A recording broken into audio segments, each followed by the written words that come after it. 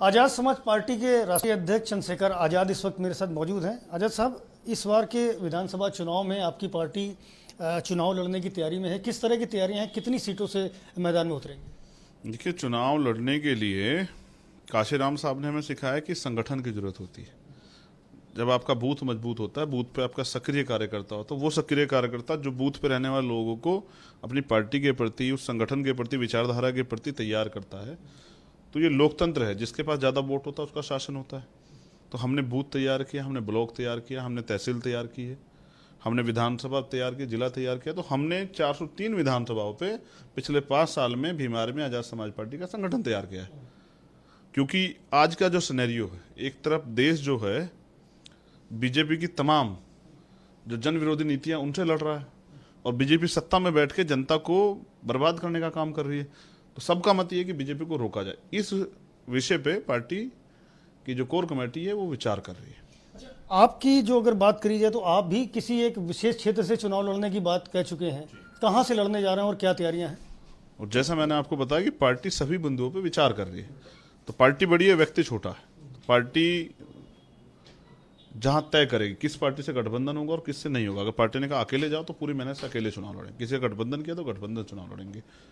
रही बात दूसरी, मेरे लिए व्यक्तिगत रूप से आज सुबह मैंने मेरी किसी साथी से बात हुई तो मैंने इच्छा जताई। उन्होंने पूछा कि चंद्रशेखर चुनाव लड़ेंगे, तो हमने कहा कि अगर चंद्रशेखर को पार्टी इजाजत देगी तो चंद्रशेखर लड़ेंगे उत्तर प्रदेश के जो मुख्यमंत्री योगी आदित्यनाथ उनके खिलाफ। क्योंकि जब 69,000 शिक्षक भर्ती में घोटाला हुआ, वो बच्चे अपने हक की लड़ाई के लिए वहाँ बैठे हुए थे। पिछले वर्ग आयोग की रिपोर्ट भी आ गई। और जो वो बहनें हमारी मुक्ता कुशवाहा और तमाम बहनें जब वो जाती थी योगी जी के पास न्याय मांगने के लिए या बीजेपी कार्यालय, तो उनको पीटा जाता था, जातिगत गालियां दी जाती थी। एक भाई जो है अपनी बहनों के दर्द को समझता है। मैंने उनसे वादा किया था कि मैं प्रयास करूंगा कि ऐसे मुख्यमंत्री उत्तर प्रदेश दोबारा ना आए। तो वो उनका मुख्यमंत्री फेस है। तो जो जहां से योगी आदित्यनाथ चुनाव लड़ेगा, अगर पार्टी ने जाती तो वहीं से चुनाव लड़ूंगा। क्या आपको लगता है कि एक इतने बड़े चेहरे को आप मात दे सकते हैं चुनाव मैदान में? देखिए, मैं समझता हूं कि चेहरा तो उनको पिछड़े वर्ग के लोगों ने बनाया। पिछला जो चुनाव था पिछले वर्ग के एक नेता के नाम पे चुनाव हुआ था पूरा। पिछले वर्ग को लोगों को लगा कि बीजेपी चलो अपनी स्ट्रेटेजी बदल रही है, इस बार पिछले वर्ग के व्यक्ति मुख्यमंत्री बनाया तो नहीं, फिर उनके साथ धोखा कर लिया पिछले वर्ग के लोगों के साथ। अब मैं समझता हूं कि चेहरे की बात, तो चेहरे में तो मैं उनसे बढ़ा, क्योंकि जिस वो जाति से आते हैं अगर उस हिसाब से देखोगे तो उनका 7 या 8% वोट है। मैं 20-22% वोट वाली समाज से आता हूँ। अगर आप ये कहेंगे कि मैंने अपने दम पे पूरे देश में भीम आर्मी नामक जो है संगठन खड़ा किया, 16 प्रदेशों में अभी हमारी आज़ाद समाज पार्टी टीम काम कर रही है, तो उनको अवसर मिला है। तो अगर आप इस अवसर की वजह से उनको बड़ा मान रहे हैं तो मैं समझता हूँ कि ये मेरे साथ धोखा हो रहा है। मेरे काम से आप देखिए ना, उनको वो मठ से, और पहले थे वहाँ दूसरे जो मठाधीश थे वो वहाँ से MP बनते हैं, उस अवसर पर वो आगे बढ़े हैं। और मैं एक प्राइमरी स्कूल के हेडमास्टर का बेटा हूँ, शेड्यूल कास्ट से आता हूँ, कमजोर क्षेत्र से आता हूँ। उस क्षेत्र से अपनी पहचान बनाई है। टाइम्स मैगजीन दुनिया में पहचान, उनकी मैगजीन टाइम्स मैगजीन में पहचान कहाँ है? हमने अपने दम पे बनाई है, अपने साथियों के दम पे बनाई है। तो जब चुनाव आएगा बाकी सब चीज़ें जनता तय करेंगी। कुछ और दल हैं उत्तर प्रदेश में जो विरोधी दल हैं, और वो भी यही सोच रखते हैं कि हम भारतीय जनता पार्टी की सरकार को हराएंगे, भारतीय जनता पार्टी को चुनाव में हराएंगे। क्या आप उनसे सहयोग लेंगे या आप उनके साथ किसी तरह का गठबंधन करने के बारे में भी सोच रहे हैं? देखिए, जैसा आपने कहा कि वो सोच रखते हैं, और जहाँ तक मैं समझता हूँ ये सोच तो 2017 के बाद रखी गई थी, 2017 में भी रखी गई थी। अब सर सोच इसलिए रख रहे हैं क्योंकि सरकार बीजेपी की, अगर किसी और की होती तो उसको हराने के बारे में सोचते, अपनी बनाने के बारे में सोचते। मैं आपको बस याद दिलाता हूँ कि पिछली बार लोकसभा चुनाव हुआ और बीजेपी के जो सबसे बड़े चेहरे थे, जो हमारे वर्तमान प्रधानमंत्री मोदी जी, उनके खिलाफ में बनारस चुनाव लड़ने का मैंने अनाउंस किया कि मैं जाऊँगा। तब हमारा दल भी नहीं था, तो मैंने सब लोगों से मांग की कि भाई मुझे मदद करा दो या फिर आप खुद लड़ो, क्योंकि बीजेपी के सबसे बड़े चेहरे हैं, तो आपकी पार्टी का जो सबसे बड़ा चेहरा वो लड़े। तब उन लोगों ने मेरा साथ नहीं दिया। आज हम पे दल है अपना, आज मुझे टिकट के लिए किसी के पास जाने की जरूरत नहीं है। अगर पार्टी तय कर देगी तो वहीं चुनाव लड़ जाएंगे। इस बार, पिछली बार बहन जी ने भी ट्वीट कर दिया था कि चंद्रशेखर लड़ेंगे तो मोदी जी आराम से जीत जाएंगे, वोट का बंटवारा हो जाएगा। इस बार वो भी नहीं कहा, क्योंकि आज लोकतांत्रिक देश है, संवैधानिक अधिकार है, हमारी पार्टी है, पार्टी लड़ाएगी तो हमें किसी पूछने की जरूरत थोड़ा ही है। प्रयास ये रहेगा कि जो लोग बीजेपी को रोकना चाहते हैं, अगर वो अपने दलों से जिसको सबसे प्रमुख व्यक्ति मानते हैं, क्या तो वो उनका व्यक्ति लड़े, तब तो मैं मान जाऊँ कि बीजेपी को, योगी जी को रोकना चाहते हैं। अगर वो योगी जी को वॉक ओवर देना चाहते हैं तो अलग बात है, मगर मैं वॉक ओवर नहीं दूंगा। हमारे लोगों के हत्यारे हैं।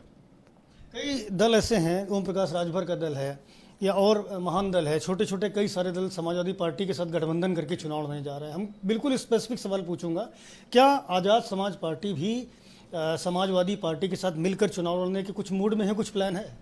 देखिए, ये तय करने का काम कोर कमेटी के लोगों का है। को मैंने कहा ना कि व्यक्ति बड़ा नहीं होता है, पार्टी बड़ी होती है, संगठन बड़ा होता है।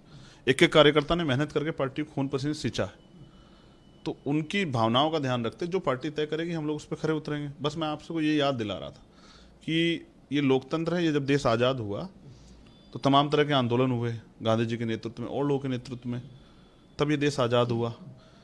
CNPR का मामला आया था, मुस्लिम समाज के लोग इसके विरोध में आंदोलन में 20 लोगों को सरेआम मारा गया था। ऐसे हत्यारे मुख्यमंत्री को, क्योंकि उनकी सरकार में तो वही जिम्मेदार है। पुलिस ने सीधी गोलियां चलाई, टांग पे नहीं चलाई, छाती पे गोली चलाई, सर पे गोली चलाई।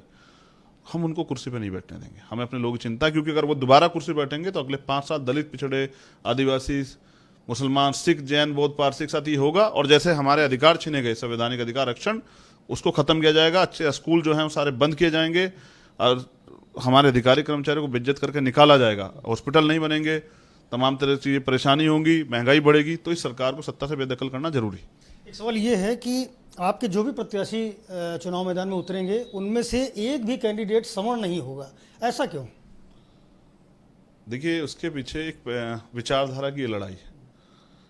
ये यहाँ गांधी जी को भी पूजते हैं लोग, गोडसे जी को पूजते हैं, यहाँ सरदार शहीद आजम भगत सिंह को पूजते हैं, यहाँ बाबा साहब अम्बेडकर को पूजते हैं, यहाँ मान्यवर काशीराम साहब को पूजते हैं। तो मैं ये समझता हूँ कि जो जिस विचारधारा की लड़ाई हम लड़ रहे हैं, बहुजन हिताय बहुजन सुखाय, मान्यवर काशीराम साहब ने वो आंदोलन बनाया था 15 बनाम 85 का। ये लड़ाई उनसे मेरी जाति लड़ाई नहीं है, राजनीतिक लड़ाई है। कभी अगर अपर कास्ट के लोगों पे, सामान्य वर्ग के लोगों पे कोई परेशानी आएगी तो सबसे पहले चंद्रशेखर खड़े रहेंगे, मेरा वादा है आपके चैनल के माध्यम से। लेकिन मैं अब उनको राजनीतिक अधिकार दिलाना चाहता हूं जिनको हजारों सालों से नकारा गया है। और मैं ये समझता हूं कि मिश्रण, समझते हैं, जहां मिश्रण होता है तो वहां नुकसान हो जाता है।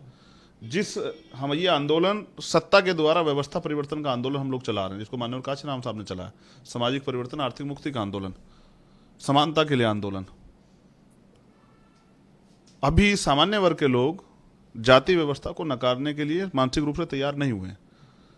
जहां एक व्यक्ति पैदा होते उच्च जाति का हो जाता है और एक व्यक्ति पैदा होते नीच जाति का हो जाता है, जहां कर्म को प्रधानता नहीं, जाति को प्रधानता है। जहां राष्ट्रपति बनेगा तो दलित, मुख्यमंत्री बनेगा दलित, पूरी जिंदगी में वो अपनी जाति नहीं बदल पाता है। उस जाति व्यवस्था को खत्म करने, जातिहीन समाज बनाने का काम हम लोग करना चाहते हैं। गैर बराबरी खत्म हो, भाईचारा बने। जब तक जातियां रहेंगी भाईचारा नहीं बनेगा। तो जब इस आंदोलन को हम लोग आगे बढ़ाएंगे तो जो मानसिक रूप से समाज तैयार नहीं है तो वो इस व्यवस्था को यथास्थिति रखना चाहेगा। बाबा साहब अम्बेडकर हिंदू धर्म में सुधार के लिए लड़ते रहे, जब सुधार नहीं कर पाए तो उन्होंने बौद्ध धर्म ग्रहण कर लिया।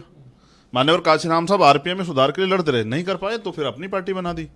मैं भी BSP में सुधार के लिए लड़ता रहा, नहीं कर पाया तो फिर आजाद समाज पार्टी बना दी उनके आंदोलन को आगे बढ़ाने के लिए कि उनका आंदोलन जिंदा रहे। तो उनके आंदोलन को जिंदा रखते हुए मैं समझता हूं कि जब तक सामान्य वर्ग के लोग मानसिक रूप से इस बात को के लिए तैयार ना हो जाए, तब तक हमें अपने आंदोलन को जिंदा रखने के लिए 15 बनाम 85 की इस मूवमेंट को चलाना चाहिए।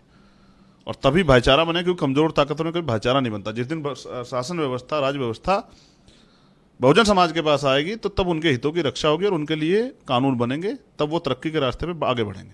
बहुत शुक्रिया आपसे बात करने के लिए। आज़ाद समाज पार्टी के राष्ट्रीय अध्यक्ष चंद्रशेखर आज़ाद हैं, बेहद स्पष्टवादी नजरिया रखते हैं। साफ कहना है कि बहुजन समाज की लड़ाई के लिए ये उनका आंदोलन है, कोई राजनीतिक दल नहीं है। और इस लड़ाई को वो लगातार जारी रखेंगे। जहां तक उनके व्यक्तिगत चुनाव लड़ने की बात है तो उनकी हार्दिक इच्छा है कि वो उत्तर प्रदेश के मुख्यमंत्री योगी आदित्यनाथ के विरुद्ध चुनाव मैदान में उतरेंगे। ये अलग बात है कि ये सारी चीज़ें पार्टी की कोर कमेटी तय करेगी। कैमरामैन फैसल के साथ संजय त्रिपाठी, ABP न्यूज़, लखनऊ।